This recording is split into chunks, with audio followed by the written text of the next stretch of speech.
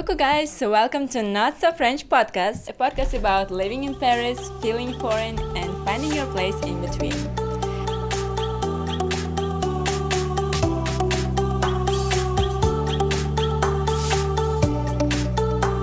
Today it will be really interesting episodes, but first, just to remind you, I'm Fariza. I'm Fabiana. And I'm Muna. So today we'll talk about finding internship, like what to do after graduating school, or when you're like on your last year here in Paris. What usually people do, like how they're searching the work, is it possible to find something here or not? So we'll discuss our next step after like finishing the school. Yeah. So we have our guests. Please tell us a bit about yourself. Hello, my name is Anastasia. I'm Russian, but I lived in several countries, and I was doing my Erasmus in Paris, and then I decided to continue with my internship here. Yay! I think from the people who are studying with us, like in Erasmus in exchange, I think you're only one who really found internship here. Yes, I think so too. So how did you do it? A lot of people were searching so much. It's a process.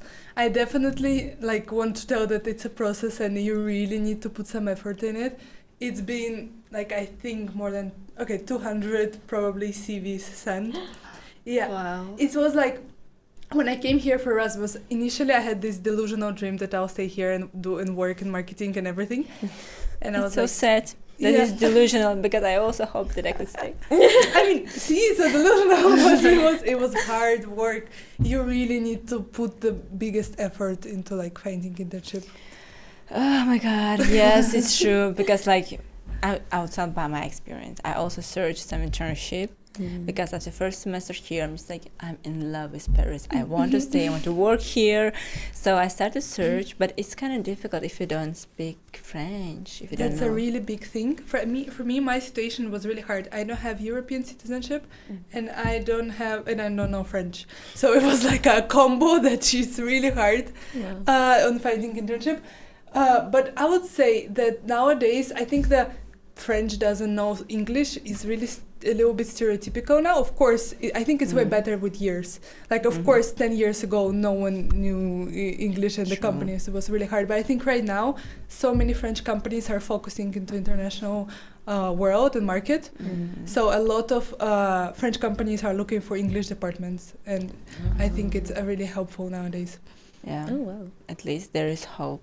But I mean, no, it's true. It's true that now people speak really good English. At least, I noticed with the difference with Italy and here. I think it's not that bad. I was prepared myself for worse. I was really thinking it's gonna be worse. Because I'm studying in Rome, full-time student, and I was searching internship in Rome too. But there, if you don't speak English, if you don't speak Italian, it's really a problem. Almost it's impossible to find internship only in English. They should be both languages. But here, it's you could find something. I think I would suggest to send your CVs in French, even though if position is in English, to translate the whole CV in French. Because the HRs themselves, I think some of them are too lazy. And imagine you have 100 CVs and you're a French person and you have so many in French and you have one in English. And putting effort into understanding the English CV is way more effort than just going through the French ones. So that's a life hack that one person told me, and I was like, this is a really good advice. Yes. Because maybe the position is fully in English, but the HR that is looking through your CVs, it's a French person, you know? Yeah, it's really good advice. That is really good advice. I would never think about it. Yeah, I was also well, but why the position is in English? I think knowing French is really important. So prepare yourself a little bit, at least basics. Because for me, in the interview, I had a 3-stage interview. It was HR, then a task from marketing. I'm in marketing, and then it was a final interview with the head of marketing and head of partnerships, because I work with partners. And they were asking me even what do you know in French? Even though you don't know French, what do you know? They're looking for at least some basics. Yeah. And even though the company is fully international, French people are still French people, and in a company, for example, the French people mostly speak in French, so it's good to understand a little bit at least, you know. Of course, at work processes, everything is in English, but in like office life, if you want to have a good office life, you need to speak in French a bit. Yeah, I also think it's important if you want to live somewhere that you learn the language. Learn the language. And I think France kind of force you to, you know. You know, I think, like, for example, I lived in Portugal, a beautiful country. I love the country, I love the people, but everyone around me, everyone in my area, they all speak such a good English, so I was so lazy to learn Portuguese because it was too comfortable. I see. Well, I'm curious. So, what do you do now? You know. Okay, I'm still in my internship. Okay. It's a 6-month internship. It's an end of studies internship. I work in a sales engagement tool. It's basically a tool for salespeople to automate their workflow. And I work with partners. It's basically content creators that are like from big audience to a smaller audience. So my work is to manage partnerships, to acquire new partners and to do some co-marketing with them, create content for them, give them ideas, and like always be in touch with them. I love it. I think it's great. I would like to continue in influencer marketing. I think it's super cool, especially in Paris. I'm sure. Do you think that you maybe can get a job at this company, or how does that work? Do you have a future in that specific company? I'm not, but I think it's more on personal reasons. But I think it's really individual if you're going to stay in the company or not stay in the company. I think for sure for intern, it is super important to put 100% into your work. So you be noticeable, because you need to outstand people that already have so much experience, and you need to really be like valuable employee in a company. So you really need to put so much effort into delivering a good work. And I think what is also really important for intern is to be super independent in your work and try as much. This was my problem. In the beginning, I was like asking clarifying questions like, oh, is it right? Am I doing this right? Am I doing this right? And I think if you want to be a fully employee, you need to take ownership and be independent fully in your work. I see. You told like it's personal for you, but why? Why personally you don't want to stay in your company? That's like personal things that I don't know if I'm gonna stay in Paris and all of this stuff, and that's why. But there is possibility to stay, for example. I haven't discussed it.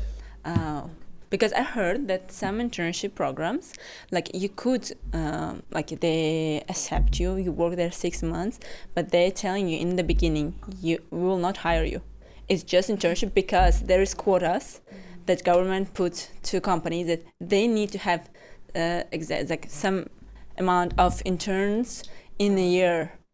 But at least in Italy, 100%, there was the cases where my friends went to the interview and they told them like, okay, you will do internship, but then that's it, nothing more, because we don't have like open positions. So I think it also depends really on the size of a company.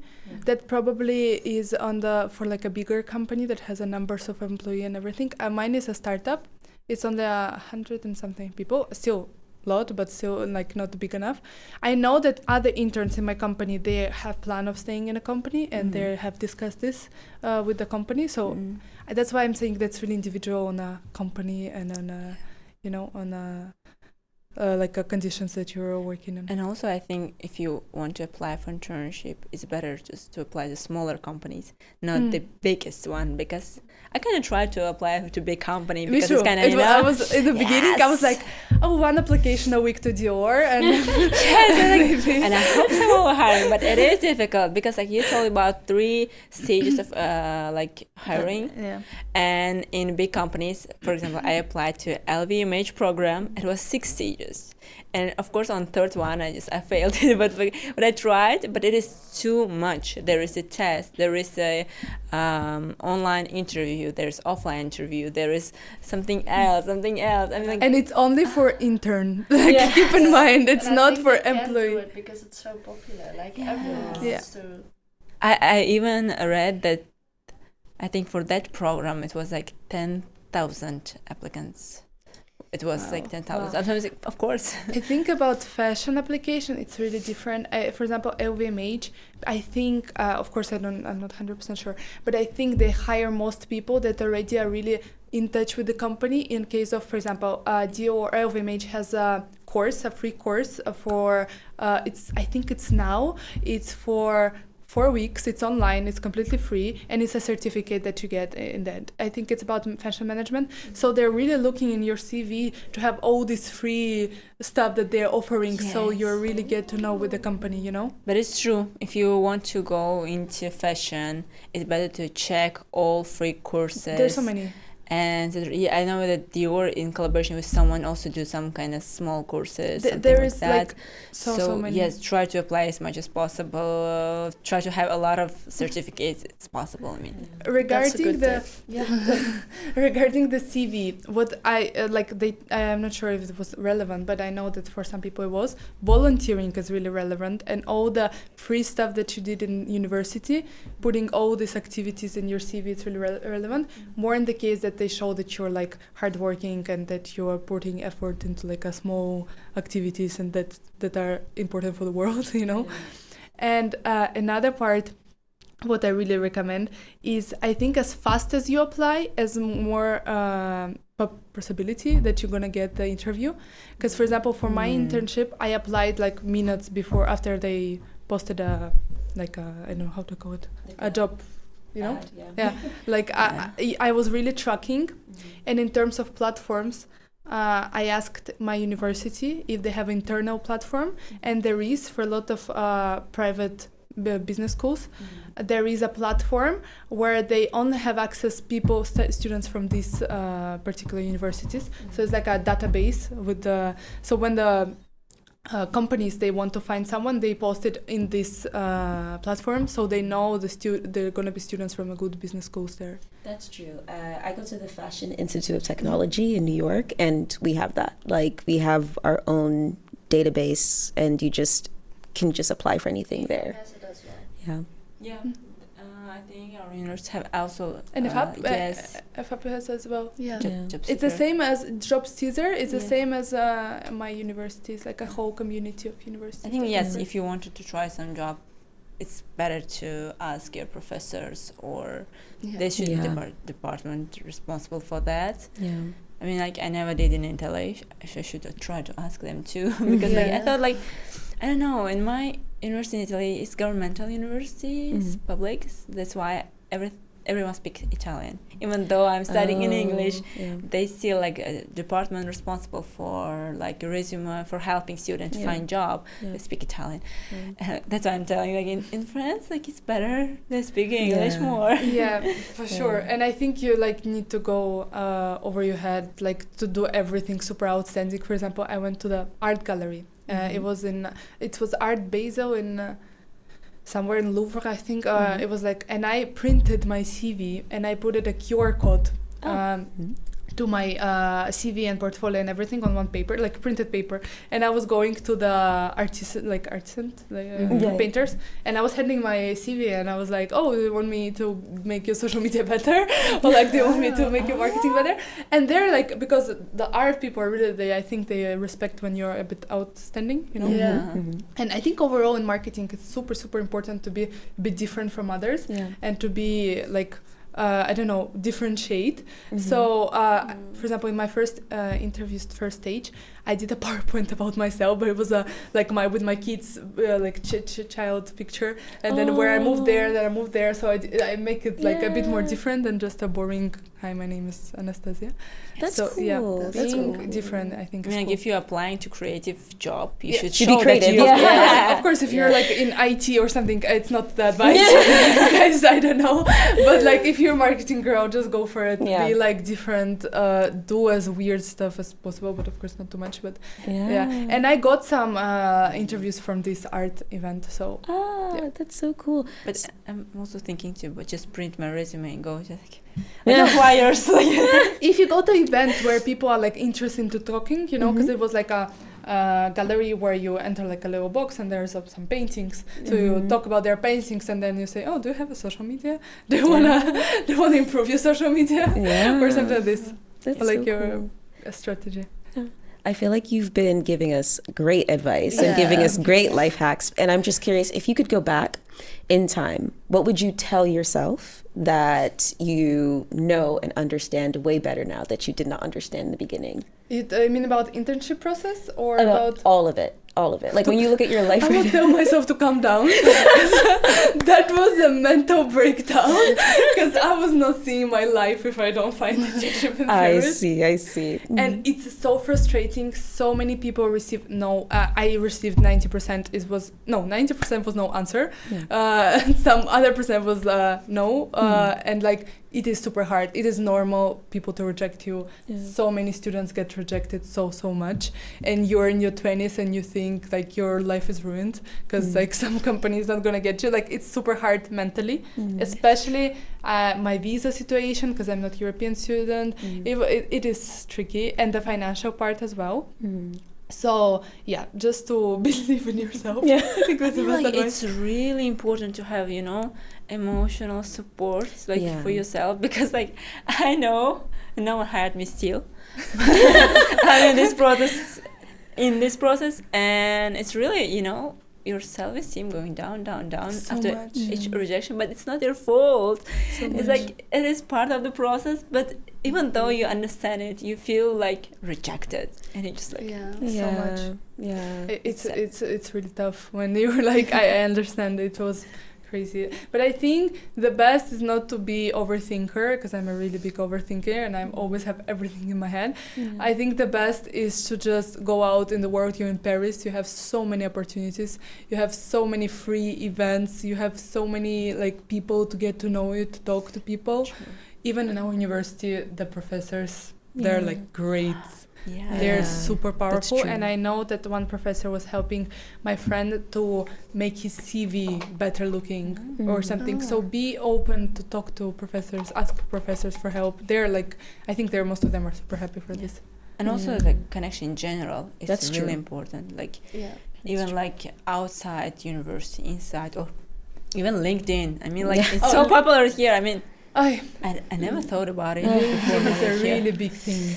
Like it's because most of the content creators I partner with are LinkedIn content creators. So I didn't know about this. I was like, I didn't know it's such a big thing. LinkedIn is huge, and I think it's super important if you want to build your career. Super important to post on LinkedIn your graduation, your projects, what you achieved, where did you go, post everything. So when you apply for a job, a person can go to your LinkedIn, scroll and see that you're really into the sphere, Yeah, it's almost like a second resume. Exactly. Because so like your brand image. Yeah, like if someone considers hiring you, then they will go on social media, on LinkedIn, or maybe even Instagram, and search for your name and be like, okay, what's she doing in her free time? And it's super important. Yeah. Because we have also an affiliation program where it's like people with less followers, and they apply with their LinkedIn. So I always like check their LinkedIn first, and it's so relevant to see if you look like a real person who is really into the topic and post, and like a profile looks good rather than just like one picture and no posts and no connections and everything, Yeah. I used to like hate, like I had a whole beef with LinkedIn. I know. I don't think it's made for Gen Z. But then after being here the last couple of months, I actually was talking to one of my professors in this program, and he was like, I know, but LinkedIn is... Unfortunately. Yeah, and so I spent all of spring break just like working on it, and now I look at my LinkedIn and I'm like, you know what? This is nice. I know. This is nice. The content is way different than what we're used to. It was super hard. There is no Gen Z humor over there. There is nothing like this over there. You really need to get used to the... Yeah, most people I see who post on there are like 15, 20 years older than me, and I'm like... But there are a lot of girls as well. I see girls coming. Because I follow some pages, and there is like girls in marketing, and they post so much fun content on LinkedIn. Ooh. So I think our generation is entering the LinkedIn world.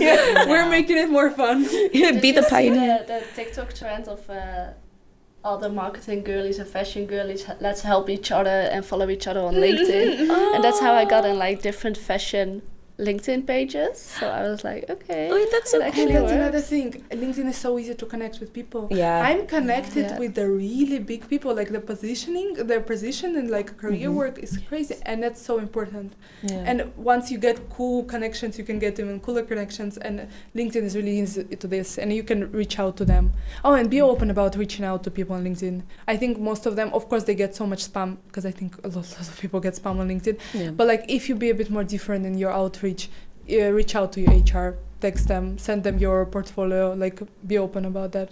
Wow.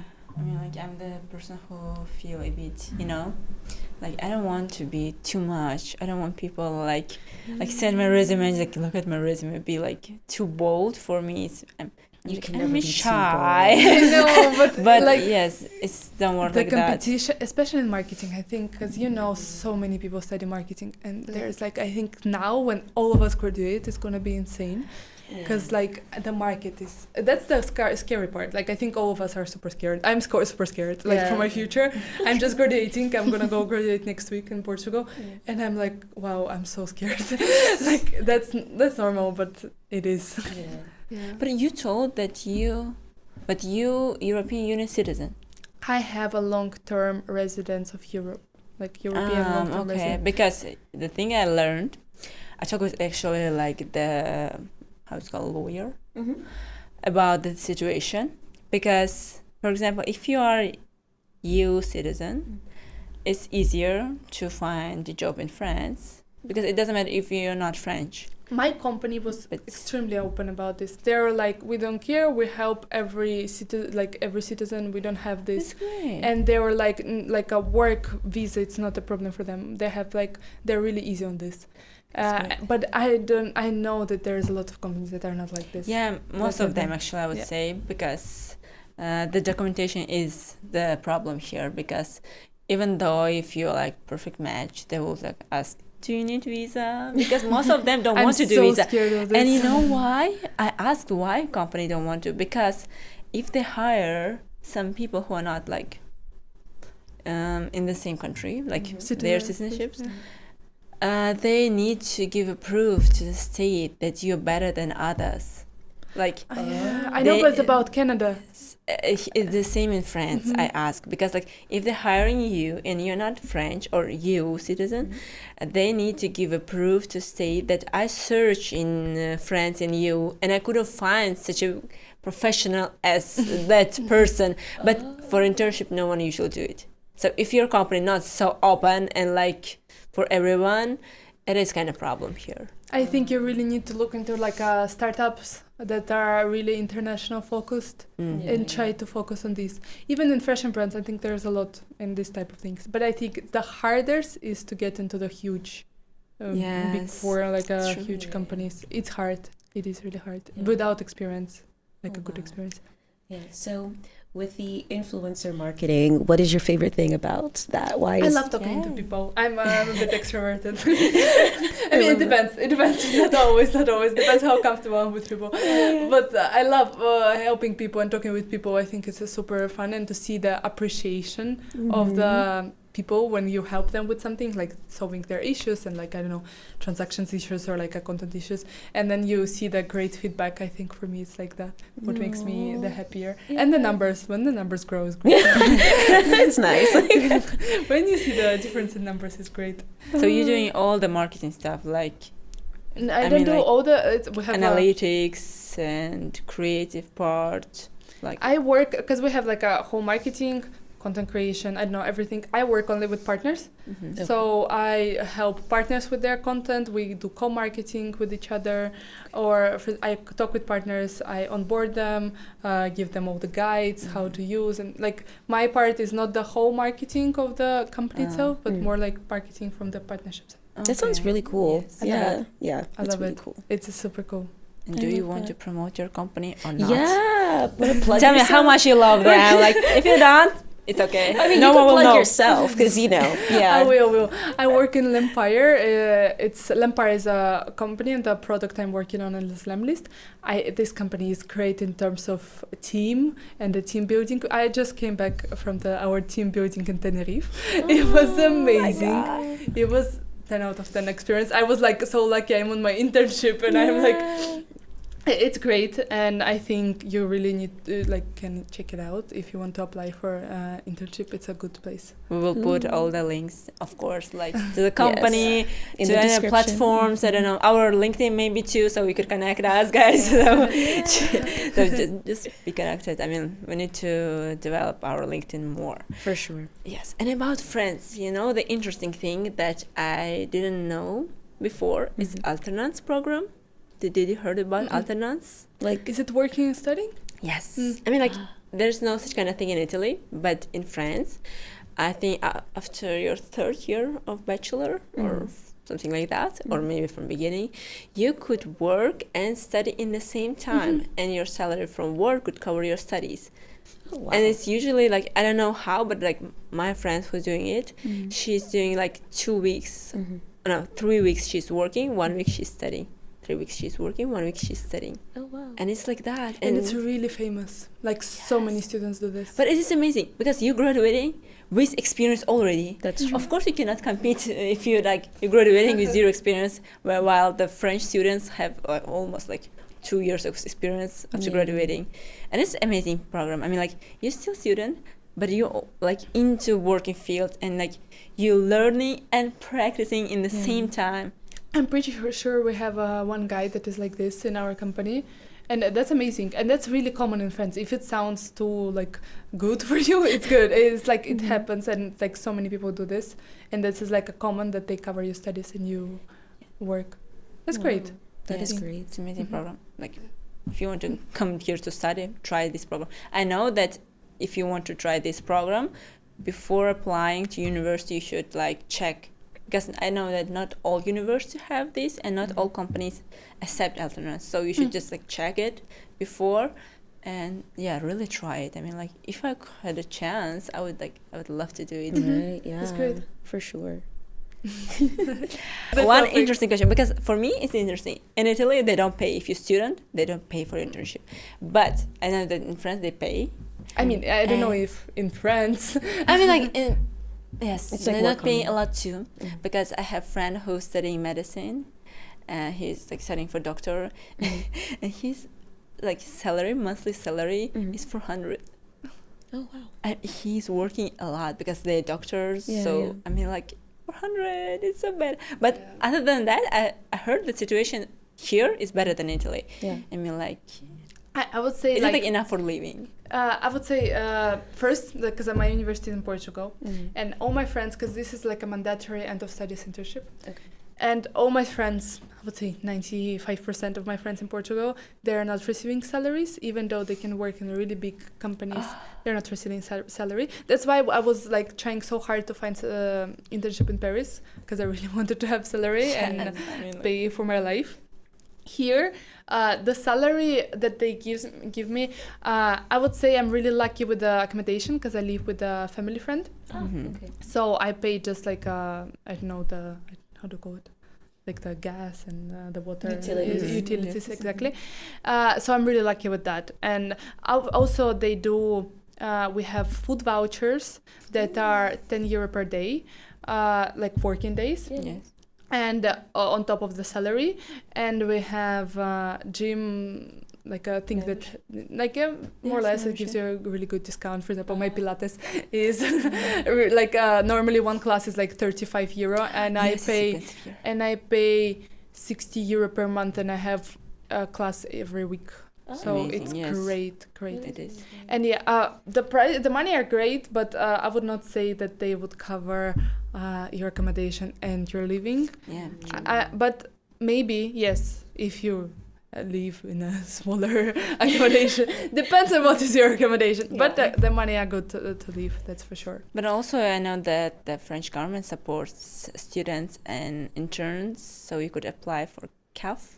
Oh, yeah, but isn't it super difficult, the CAF? They were scaring us so much that it's so difficult to get. No. And it's only for masters. Yeah? I think it's only for masters. Or something connected to masters. I'm not sure. Check before, trust me. But I'm not sure about this. But yes, you still could do it. I mean, like, there is possibility. If you, like, passionate about it, you will sit and, like, dedicate the time, you could do it. So And I know another thing, that if your internship is 6 months, they are mandatory to pay you. That's for sure. I know that if it's 6 months, they should pay you, and it's not like a salary; it's compensation of your work. Yeah, I mean, it's amazing. At least you have something. Yeah. Because in Paris, you need money. I mean, it's so expensive. It is. I didn't expect it when I first moved, but it is expensive. True. It is, but the salaries are good. Yes, I mean, like The salaries are great. there is potential. So I The mean, taxes are big as well, but the salaries are good. Okay, the last thing. What's your recommendation for people who's now just starting to searching for internship? Just like I would suggest let's start no I of course do some research on how to do a proper CV and how to really, because I don't really believe in all these colorful CVs. I think the CV should be a documentation, but I'm not sure, maybe in fashion industry is different, but I'm still think attach your portfolio, make it as fun as possible, make it as you as possible, but the CV should be a documentation that is clear. If you have previous experience, talk about numbers that you did in the company, or like the percentages that you raised, like or stuff. It's really important as well. Apply as much as possible. It's okay, girl. It's okay if they reject you so much. It's fine. We all get so rejected. And then in the end, I'm here, the example. In the end, you can get your dream internship and live in the city you want to. yes. Just believe in yourself. You're cool. Really, like good luck. Yeah. I mean, for all of us, because we are all in the same boat. I think we all tend to overthink and underestimate ourselves. We're cool. That's true. It is process. It's process. Yeah. Thank you very much. I think it was really, it was useful episode. We'll try to put all the links as possible so you will like catch up. And thank you, Anastasia. Thank you so much. And guys, I really hope that you liked our slice of Paris. So stay bold, Stay curious. And stay proactive. Yay! Should I say something? Stay